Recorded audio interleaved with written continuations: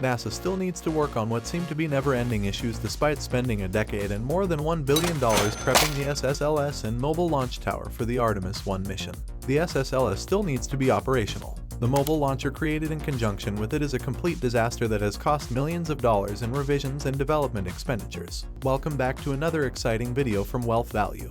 Today's video is about crash. NASA's launch tower faces big problems. SpaceX rises. Before we start the video, please like, subscribe, and press the bell icon. But why are there delays and never-ending issues? And what is NASA doing about it? The leaning tower of NASA is ML1.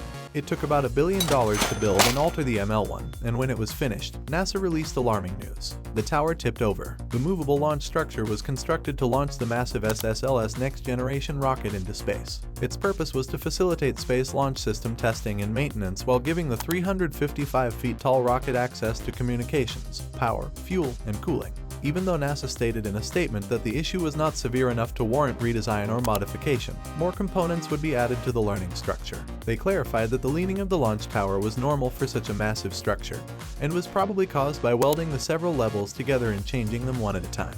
The alteration in structure to prevent the tower from tilting further was attributed to other natural forces, including wind temperature and vibration. The engineers will remove the tower's lightweight fiberglass G grating and replace it with heavier steel grating when additional installations are added. However, this modification will also add 750,000 pounds, or £1 million, above the targeted amount, which may cause additional issues. This is not ideal for something that needs to be moved while carrying a large rocket.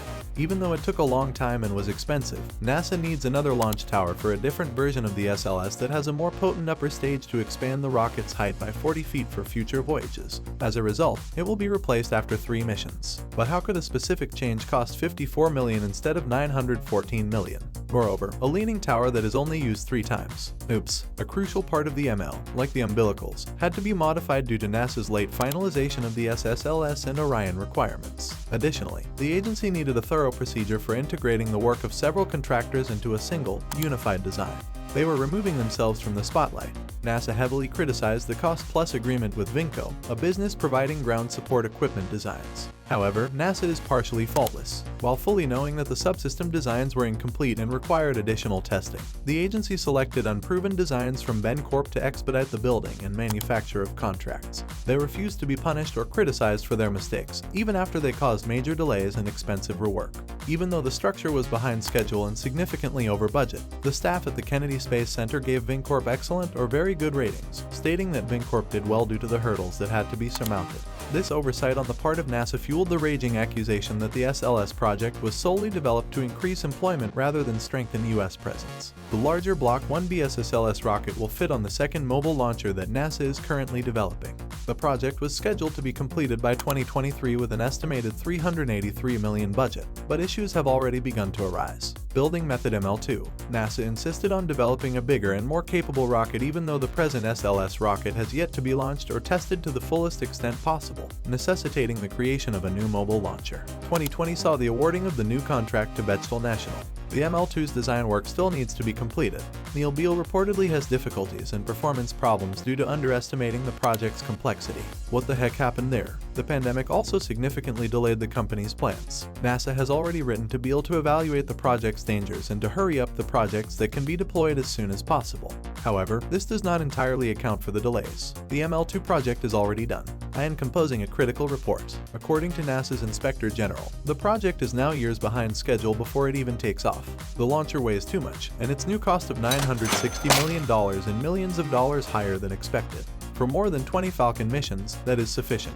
They must do something other than abandon the initiative because the agency has already invested significant cash. According to Nelson, NASA is in a bind, but NASA once more doesn't exactly have clean hands. The space agency awarded the Belcher contract before the exploration upper stage parameters for the SLS were finalized. There also needed to be specifications for the second launch tower's design or the EUS pause. NASA is now taking action to review the project's budget, projected timetable, and contract. However, the tower will likely be ready for you until 2026 or 2028. Given NASA's lengthy history of unforeseen problems delaying launches, the agency has taken an unusual step by taking on some of Beal's duties while still covering all the costs. The development of the umbilicals will be handled by a different contractor and supplied to Beal for integration with the project, while Bech concentrates on the main undertaking. The ML2 is anticipated to have cost $1.5 billion more than its initial budget by that point. Why Artemis is slow. NASA plans to use the first mobile launcher to finish the first 3 flights of the Artemis program so that it will only need the ML2 sometime soon. The agency intends to launch the first mission between November 16th and December 9th, although it's still being determined whether that will happen. After all, the SSLS flight is already 5 years behind schedule, and the rocket's launch attempts this year have all encountered difficulties. Due to fuel leakage, the SLS's first flight, which was scheduled for April, had to be cancelled. Teams were dispatched almost once to remedy the problem, but which prevented the August next launch from taking place. The launch controllers couldn't relax one of the 4 major engines required to power the rocket. The fuel is extremely cold and is constructed of cryogenic liquid oxygen and hydrogen. The subsequent launch attempt failed once more in September. The launch was delayed until October because the engineers couldn't correct a hydrogen fuel leak in one of the rocket's engines. The agency stated that they would move slowly with the Artemis program because they wanted to get it right. But the question remains how slowly. The SLS has been in development for many years and has already cost $23 billion to construct because a new, improved version of the SLS is being built. Testing the one they currently have is the only way they can be certain of its capability for future work.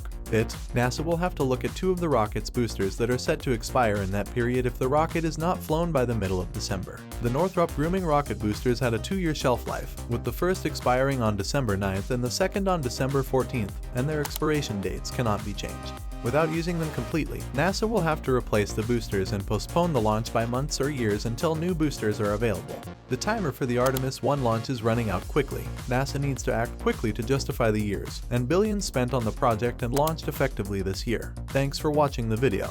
If you enjoyed it, please like, share, and subscribe to our channel for more exciting content.